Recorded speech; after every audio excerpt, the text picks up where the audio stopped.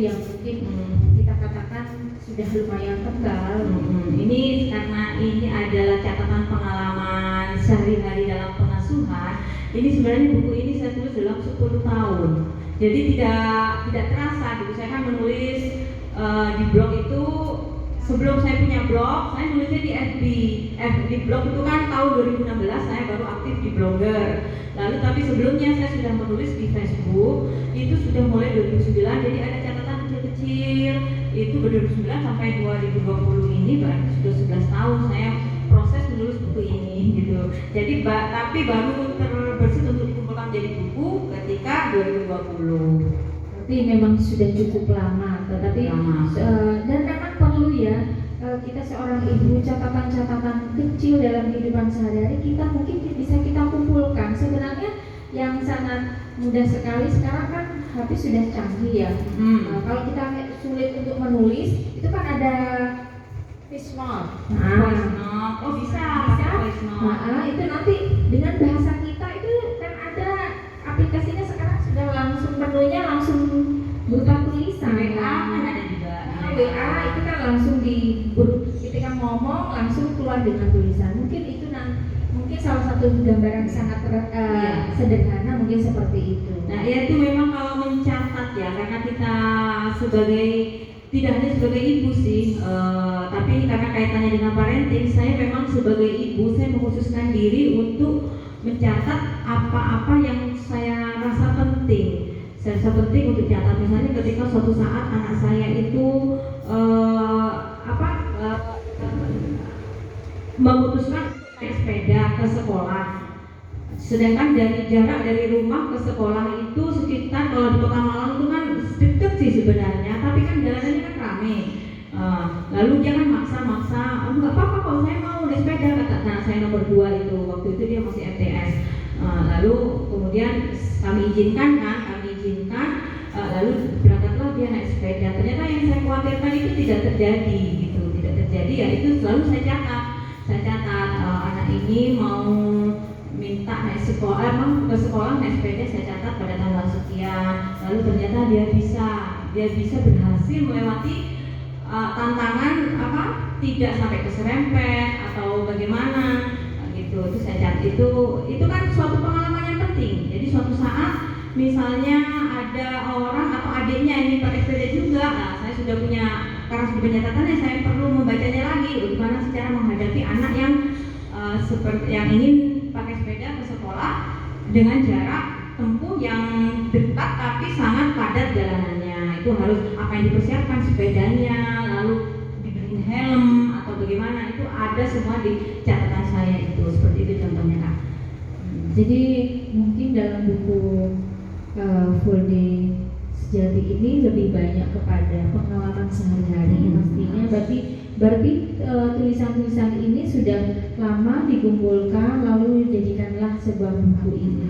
Dan pastinya dengan waktu yang sangat lama dan mungkin sebenarnya itu lebih banyak pendekatan secara teori. Tetapi mungkin kalau secara teori, secara psikologi dan sebagainya, mungkin kita seorang ibu sangat ribet ya berbicara seperti itu. Tapi mungkin lebih banyak pada aplikasi, implementasi dalam kehidupan sehari-hari. Saya yakin mungkin kalau membaca buku parenting yang teoritik itu mungkin pusing gitu loh. Saya juga pusing gitu kan, kayak bahasanya kan ilmiah begitu kan, terus ada tinjauan psikologis dan segala macam.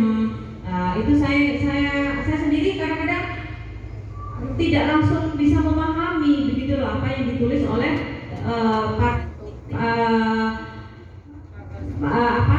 parenting yang terlalu teoritis. Makanya ini tadi lebih kepada pengalaman. Dan mungkin saya sampaikan bahwa ada yang mereview buku Full Day Sejati ini oleh Bunda siapa ya? Oh, ini Uswah ada ini Uswah. Bunda Uswah ya. Bunda Uswah itu dan sangat mereview terhadap buku Full Day ini sangat luar biasa. Ternyata mereka pun merasa kesulitan dengan adanya buku-buku yang selama ini dibaca, sehingga dengan waktu yang direview oleh Bunda Uswa ini mengatakan bahwa hanya sekali duduk saja merasa enjoy dan tak terasa dengan sejumlah halaman 155 dalam sekali duduk selesai, dan ternyata lebih mengena daripada membaca buku-buku parenting yang lebih teoritis katanya, begitu apa yang disampaikan oleh Bunda Uswa seperti itu. Mungkin saya juga sangat tertarik dengan buku ini karena apa? Memang lebih banyak kepada pengalaman yang lebih tersentuh daripada harus mempraktekkan teori-teori tentang parenting atau pendekatan secara psikologis, secara psikologi. Jadi mungkin di antaranya mungkin pengalaman pertama bisa diceritakan ketika bisa menjelaskan tentang ini lagi, pertama kali putri pertamanya harus kuliah jauh di kota Jakarta. Iya. Bagaimana? Ini seketika anak saya, jadi di salah satu catatan di buku ini adalah ketika anak saya memutuskan melanjutkan pendidikan di Jakarta.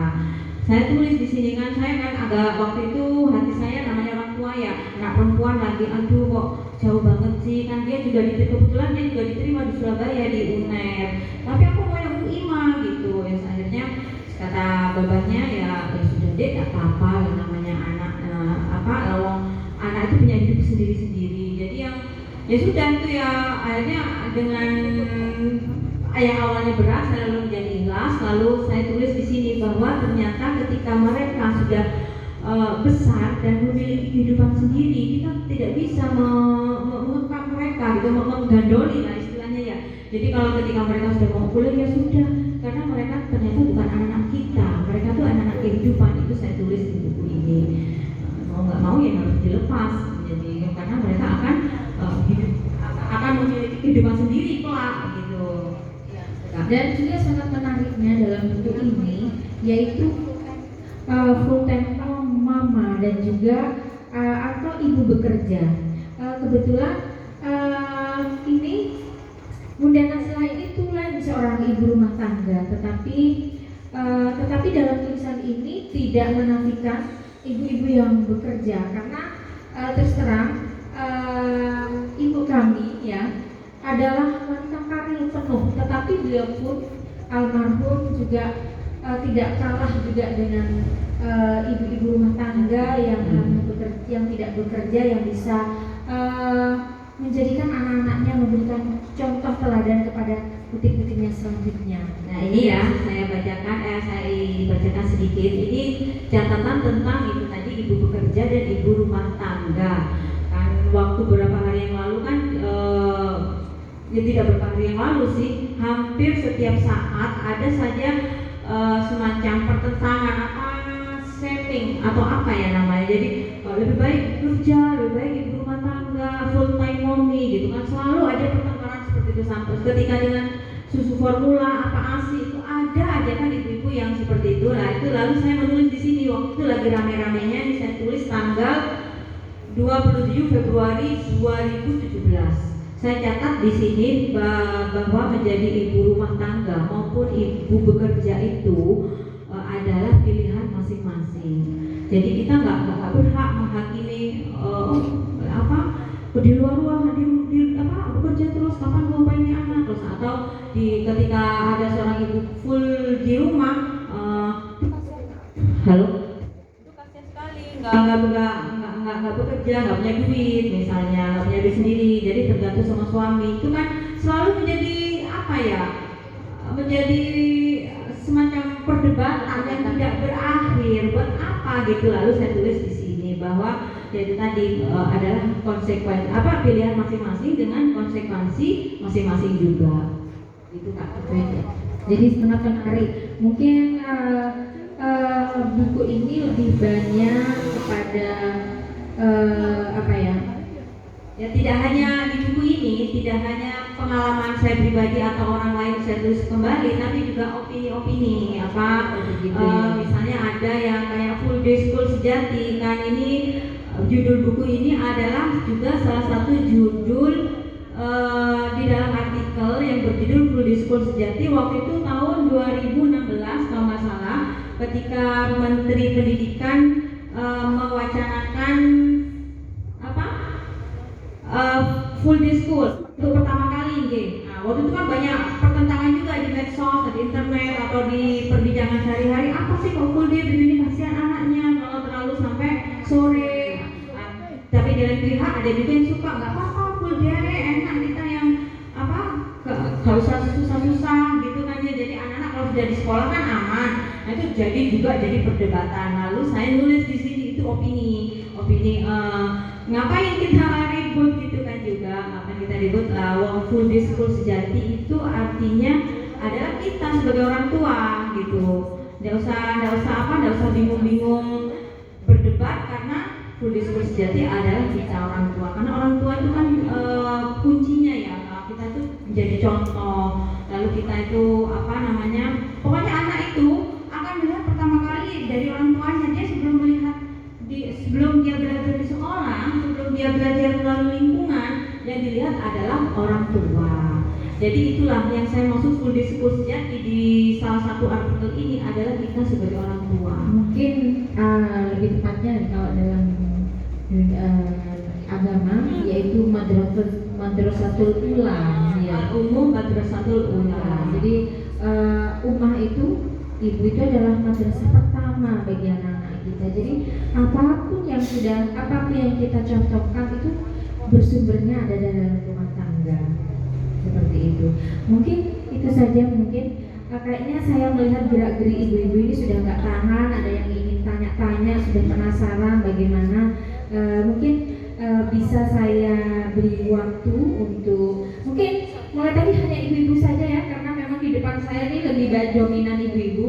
Pastinya banyak juga keterlibatan ayah dalam mendidik putra-putrinya di rumah, karena memang dalam surat Luqman itu ternyata peran seorang ayah itu juga sangat penting. Bahkan presentasinya sebenarnya peran seorang ayah ini adalah presentasinya lebih banyak dalam surat Al-Luqman itu. 60% ayah, 40% seorang ibu. Tetapi kenapa kegiatan parenting itu yang dominan hadir adalah seorang ibu? Tapi tidak apa-apa lah, nanti bisa berkolaborasi nanti ketika di kamar berdua ngobrol sama bapaknya. Apa sih Bu mampu oleh melo bincang buku karo Bunda Naslah. Nah nanti bisa sharing bersama dengan ayah di rumah, atau nanti yang ayah hadir di sini bisa bercerita sama bundanya. Ini sebentar Kak, ini ada juga di salah satu catatan di sini adalah tentang judulnya cinta tanpa kata. Ini saya sedikit aja saya menulis itu, saya memperhatikan cintanya seorang ayah. Jadi maaf sekali kalau untuk bapak-bapak mungkin yang membaca buku ini, karena memang ketersentilnya keterlibatan seorang ayah. Memang ini karena saya menulis buku ini dari perspektif saya pribadi sebagai seorang ibu, nggih. Jadi ketika untuk seorang ayah masih tersentil juga, tapi di porsinya tidak terlalu banyak. Salah satunya adalah dengan di dalam tulisan cinta tanpa kata. Ini saya peruntukkan khusus untuk para ayah, karena kadang-kadang ayah itu kan tidak bisa secara emosional, secara ekspresif menunjukkan cinta kepada anak-anaknya kan. Kadang-kadang kalau ibu kan, kalau anaknya nangis langsung gimana ya, langsung heboh gitu ya, ada anaknya keterima di mana, universitas mana, kan seneng, alhamdulillah, seneng, nangis, berabak gitu. Kalau ibu kan gitu mungkin lah ya, kalau ayah itu ya wis alhamdulillah, rezeki deh, paling ngomongnya gitu ya. Itu memang seorang ayah itu mungkin cenderungnya ke sana, karena mungkin Kak ya, ada berat seorang laki-laki mungkin 9 mungkin di dalam sebuah hadis 9 lebih pada akal, 1 perasaan. Kalau wanita kebaliknya ya, 9 perasaan, 1 akalnya. Jadi mungkin bisa dikatakan bahwa suka baperan ibu-ibu ya.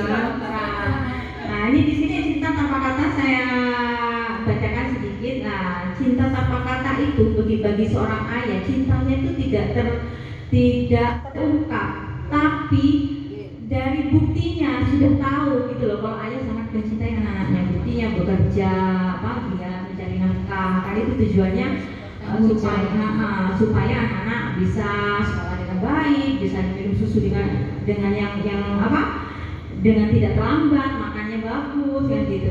Itu adalah salah satu yang saya tulis tentang seorang ayah.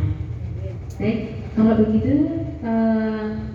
semakin siang rasanya dan semakin penasaran agar kita dialog tidak hanya satu arah. Mungkin sudah banyak sekali pertanyaan yang ingin disampaikan, terutama mungkin ayah yang ada di ruangan depan. Halo, bisa tidak hanya ibu ya, bisa ayah mungkin bisa menanyakan, monggo. Mungkin ada 2 atau 3 pertanyaan di sesi pertama, silahkan. Mungkin bunda-bunda ada apa-apa? Atau ayah, silahkan. Ya, langsung saja. Nanti ini langsung dijawab apa? Langsung aja. Langsung ya. Baik. Biar lebih interaktif ya. Biar tidak lupa dan juga lebih interaktif.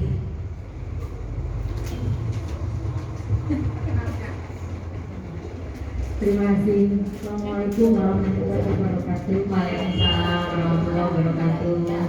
Perkenalkan, nama saya Ibu Ida. Yang mau saya tanyakan ini bagaimana kiat-kiat untuk bisa juga nulis saya pindah ya, pindah nasra. Gitu. Mau bikin apa? Judul aja kayaknya susah gitu ya kalau memang nggak ada bakat. Jadi kiat-kiat untuk menulis buku atau menulis pengalaman-pengalaman bisa dijadikan catatan itu kiat-kiatnya bunda. Terima kasih. Oh iya. Assalamualaikum warahmatullahi wabarakatuh. Langsung dijawab Bu. Langsung jawab mungkin. Jadi memang sebenarnya menulis buku itu bakat itu persennya mungkin hanya 30 paling banyak atau 40 lah. Jadi yang 60% itu adalah kemauan untuk tulis-menulis loh ya. Itu karena sejatinya kita tuh sudah menulis catatan amal kita sendiri gitu loh. Jadi sejatinya. Tapi kalau kiatnya karena tadi saya bilang sebenarnya 60% itu adalah kemauan. Kiatnya supaya kita bisa rajin menulis itu adalah sediakan waktu setiap hari ya. Jangan usah setiap hari wes, seminggu paling enggak sekali lah menulis atau 2 kali gitu. Atau bisa dengan buku catatan diary kayak saya dulu waktu sekolah. Saya suka tulis catatan pendek-pendek itu di buku catatan tersendiri namanya diary yang warnanya merah muda lalu baunya harum. Kalau kita sekolah dulu itu saya punya sampai sekarang. Ada yang masih saya simpan, itu ternyata berguna. Jadi kita pertama mungkin ya kalau ingin serius menulis, jadi menulis itu tidak harus menunggu kita menjadi penulis dulu intinya ya. Jadi sehari-hari pun kita bisa tulis. Pertama sediakan buku catatan yang saya bilang tadi, buku diary. Atau misalnya bila kepingin cepat karena buku diary kan lupa gitu, langsung aja tulis di note kayak tadi di voice note di WA atau di mana. Aku tadi ke pasar lalu kok moro-moro cabai kok muda sih. Rekam aja di situ sementara rekam, lalu nanti suatu saat kan sudah ada rekaman juga banyak, kita dengarkan lagi lalu tulis. Kan kalau sudah ada rekaman itu biasanya lebih cepat nulisnya. Dan itu yang pertama ya punya buku diary. Lalu yang kedua, penulislah apa yang dekat dengan kita, yang dengan keseharian. Misalnya kayak saya ini kan buku parenting ini ternyata adalah buku pengalaman sehari-hari ya. Itu karena memang kenapa kalau menulis pengalaman sehari-hari sangat lancar, karena kita mengalami sendiri. Misalnya kita mau ke Jogja, apa yang kita alami mulai dari berangkat pagi-pagi aku wis ribut gitu, misalnya pagi-pagi anak-anak belum bangun, ketika bangun mereka rebutan kamar mandi, itu kan ada. Sampai kita nanti di Jogja itu kita ke Malioboro, kita kemana itu kan ada, karena kita mengalami, kepala itu sudah ada karena kita mengalami sendiri, melihat sendiri. Nah itu kedua, menulis pengalaman, itu yang kalau kiat menulis. Lalu yang ketiga, istiqomah. Istiqomahnya tadi itu ya, meskipun tidak bisa tiap hari, minimal seminggu sekali. Jadi pasti ada yang sesuatu itu dalam seminggu itu hal-hal pengalaman yang menarik. Masa tidak ada sih hal-hal yang tidak menarik yang dalam seminggu ini kita alami gitu. Jadi misalnya tidak ada yang tidak terlalu menarik, ya sudah tulis aja. Aku mau persiapan, tulis saja. Nanti lama-lama akan muncul ide-ide itu akan muncul sendiri untuk dikembangkan gitu maksudnya. Gitu Kak. Ya mungkin saya bisa menambahkan untuk salah satu tip untuk bisa menulis itu kan sekarang HP sudah canggih ya, ada voice note itu di WA itu ternyata kita bikin grup aja dengan suami kita berdua. Apa yang kita alami tadi mungkin apa yang tadi diceritakan ke pasar ternyata harga sembako muda, harga lombok muda, sembarang muda. Kita ngomong aja ketika aku berangkat mungkin dengan bahasa Jawa monggo enggak apa-apa. Nanti setelah tersimpan kita kirim ke grup itu. Dari tulisan-tulisan itu kan muncul sudah ada ya. Bisa nanti kita tuangkan dalam sebuah tulisan. Mungkin lebih mudah. Jadi kalau kita dengan tulisan rasanya kurang tidak bisa mengalir ya. Tapi kalau dengan bahasa kita sehari-hari akan sangat mudah. Nah, seperti itu tuh salah satu tip kita bisa gampang untuk menulis ya. Mungkin ada lagi yang monggo.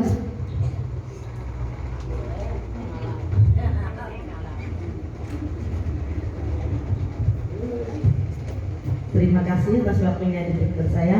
Assalamualaikum warahmatullahi wabarakatuh. Waalaikumsalam warahmatullahi wabarakatuh. Saya mau bertanya juga curhat ini Kak, masalah pengalaman.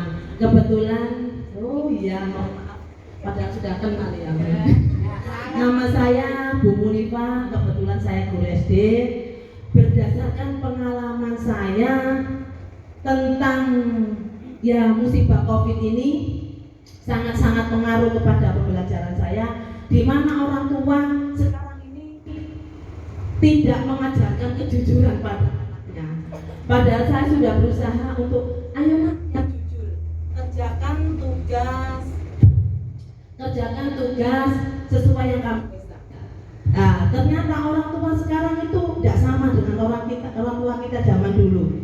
Kalau zaman dulu pengalaman sama semua ini dikerjakan sendiri. Kalau tidak bisa baru bertanya. Kalau tidak bisa lagi tanya sama tetangganya. Sekarang karena kecanggihan. Tanya pada Mbak Google. Tidak apa-apa itu tanya pada Mbak Google. Tapi selama ini yang saya alami selama 1 semester yang ngerjakan itu orang tua semua. Padahal saya mengajarkan kejujuran kepada anak-anak dan orang tuanya yang tidak jujur. Nah itu. Terus baru selama 17 tahun saya mengajar di SD, baru sekarang saya diprotes karena yang bodoh jadi pintar, yang pintar jadi bodoh. Mohon nanti kakak jelaskan, itu pengalaman saya mengganjal sampai sekarang ini. Kebetulan saya diundang kakak ke sini, kesempatan saya tuangkan semuanya, unek-unek saya. Atas jawabannya saya sampaikan terima kasih. Wassalamualaikum warahmatullahi wabarakatuh.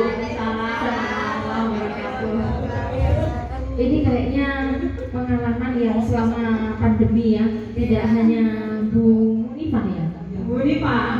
Ini kayaknya semua guru mengeluh seperti itu, dan ini menjadi momok bagi kita seorang pendidik ya. Dan juga yang repot malah sekarang bunda-bundanya yang di rumah. Sekarang anak-anak HP yang repot itu malah bundanya yang mengerjakan tugas. Mungkin nanti bisa sharing ya Bunda, bagaimana sharing ya. Berarti di sini posisi saya sebagai orang tua. Ya itu kalau pengalaman saya selama mendampingi bagaimana? Sama semua. Oh, ya memang pandemi ini ya, pandemi ini masalahnya global ya. Maksudnya ke semua mulai dari belahan dunia manapun rata kita tuh mengalami krisis pandemi ini. Jadi memang hampir semua seluruh dunia juga daring kayaknya. Pembelajarannya untuk sementara selama pandemi ini adalah online. Nah memang di sini di online ini mau nggak mau peran orang tua menjadi sangat besar. Yang dulunya sudah besar, yang sebelumnya sudah besar, semakin besar lagi dengan yang kasihan sebenarnya ibu-ibu yang kalau saya alhamdulillah karena saya full time mommy ada di rumah, saya bisa menghandle anak-anak itu alhamdulillah dengan mendampingi mereka atau membantu menjawab itu, karena memang anak saya itu kan TK lalu SD kelas 3, jadi memang dalam pembelajaran itu nggak bisa kita tinggal anak-anak itu. Jadi memang saya full mendampingi ketika mereka belajar. Kalau nggak didampingi malah lari kemana gitu, lari main layangan atau apa. Nah itu saya dari orang tua ini ya. Nah, lalu mengenai yang kejujuran tadi itu memang itu sudah harus menjadi apa ya, pertama konsistensi apa namanya, suatu perjanjian yang tidak tertulis bahwa kejujuran itu sangat penting, itu memang harus selalu ditanamkan. Tapi kalau untuk sekedar membantu, saya kira nggak apa-apa kalau membantu. Misalnya ini apa sih ma gitu. Dan sekarang kalau ada Bang Google itu tadi, seperti Bang Google itu anak itu sebenarnya jangan langsung diarahkan kepada Bang Google. Kalau saya pribadi itu saya tidak, kalau ada pertanyaan yang sulit, baca buku dulu.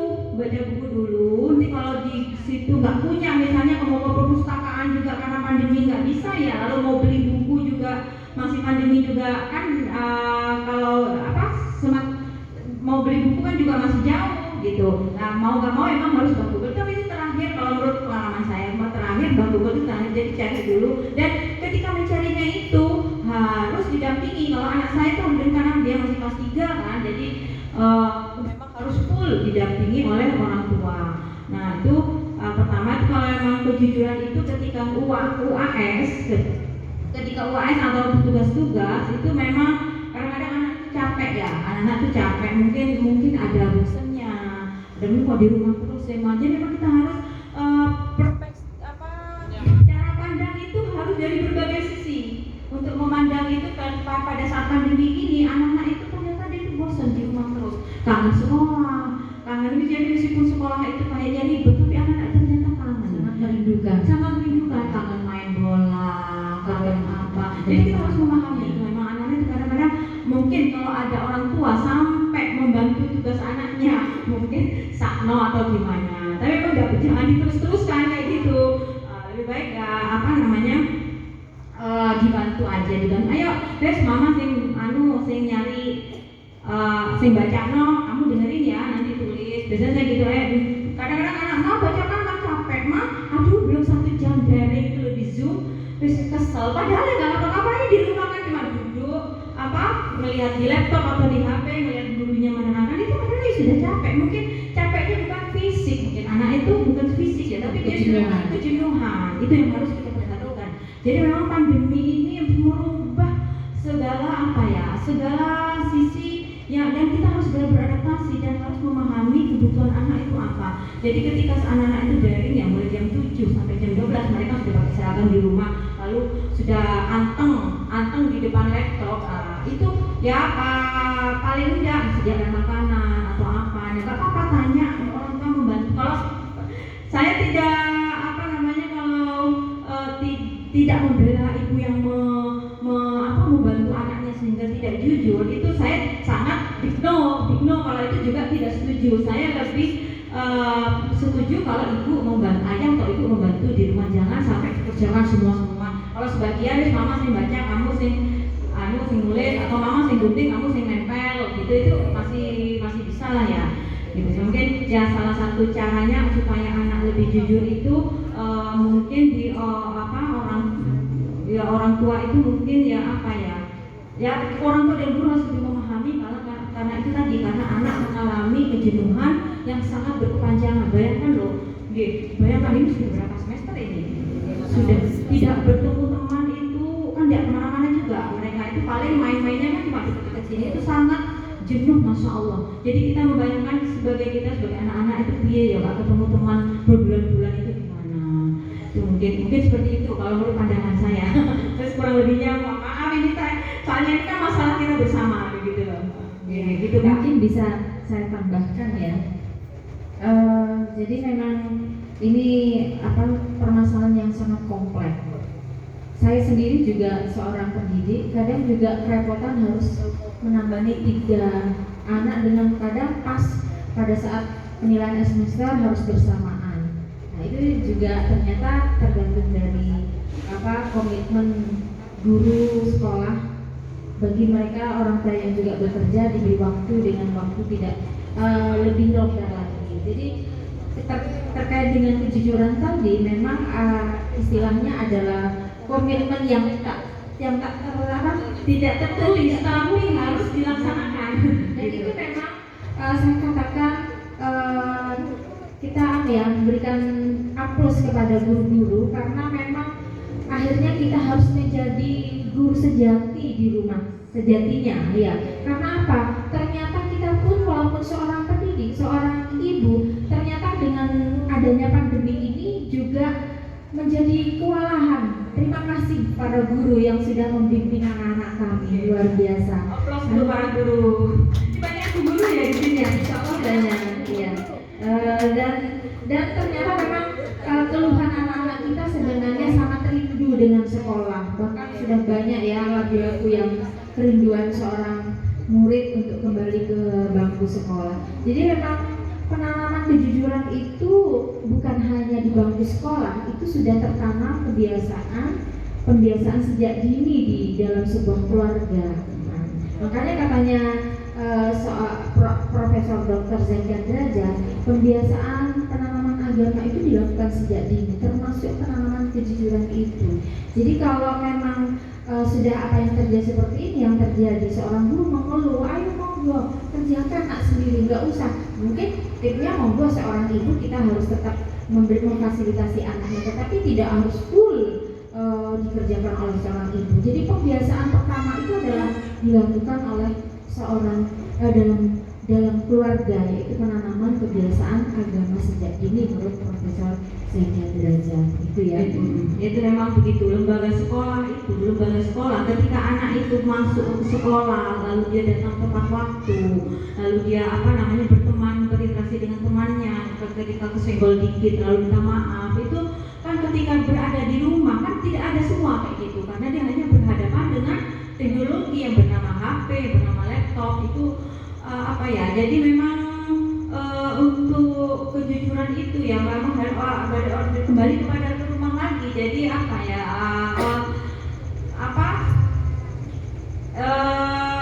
seperti itu tadi yang saya ucapkan, memang harus komitmen yang tidak tertulis tapi harus tetap dilaksanakan seperti itu. Mungkin seperti itu ya Bu Menipah, ya. barangkali dia mau menambahkan, ini kan pengalaman, mungkin ada pengalaman ibu yang lain dalam menghadapi kita kan sharing, ya. Kita kan sharing, tidak hanya dari Bunda Nazla, mungkin ada pengalaman lain yang bisa ditularkan kepada yang lain. Monggo, Ibu bertanya atau Bu Dia, menambahkan, monggo. Biasa, Bunda siapa ini? Bunda Dia.